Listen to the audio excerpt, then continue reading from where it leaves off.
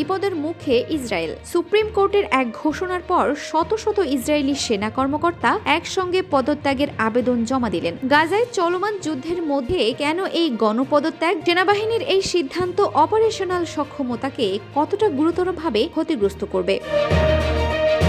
Supreme court কর্তৃক chief of staff increases নামে পরিচিত দীর্ঘদিনের আর্থিক সুবিধা স্থগিত ঘোষণার পর প্রায় 600 কর্মকর্তা ও এনসিও একযোগে পদত্যাগের আবেদন জমা দিয়েছেন। বৃহস্পতিবার সংবাদ মাধ্যম আল মায়াদিনের এক প্রতিবেদনে এই চাঞ্চল্যকর তথ্য জানানো হয়। ইসরায়েলি সংবাদ মাধ্যম ইসরায়েল হায়ম জানিয়েছে, পদত্যাগে আগ্রহীদের বেশিরভাগের বয়স 42 বছরের বেশি।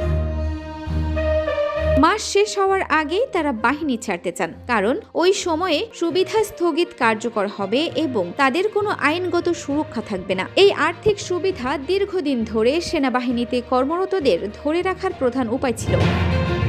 অর্থ ও নিরাপত্তা মন্ত্রণালয় 2023 সালের জুনে এই সুবিধা নিয়ে একটি সমঝোতায় পৌঁছালেও নেসেটের পররাষ্ট্র ও প্রতিরক্ষা কমিটিতে বিষয়টি আটকে যায়। কে অমিত হালেভির আপত্তির কারণে অচলাবস্থা আরও গভীর হয়। এই আর্থিক সুবিধা স্থগিতাদেশে সেনাদের মধ্যে অসন্তোষ চরমে পৌঁছেছে।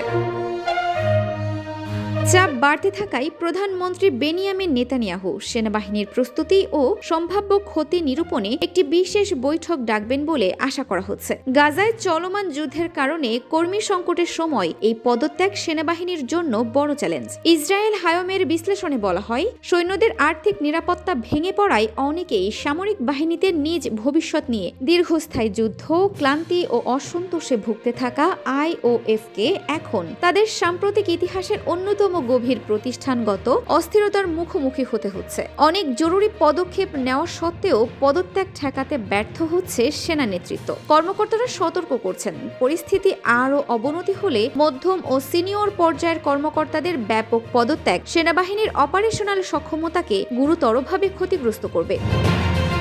নিরাপত্তা ও অর্থনৈতিক মহলে এখন ব্রিজ পেনশন কমানো বা পরিবর্তন নিয়ে নতুন বিতর্ক সৃষ্টি হয়েছে। মধ্যম সারির কর্মকর্তাদের জন্য এই পেনশন অত্যন্ত গুরুত্বপূর্ণ, কারণ তাদের বেতন বেসামরিক খাতের তুলনায় অনেক কম। সুবিধা বাতিল হলে ব্যাপক পদত্যাগের ঢেউ নেমে আসবে বলে সতর্ক করে দিয়েছে আইওএফ।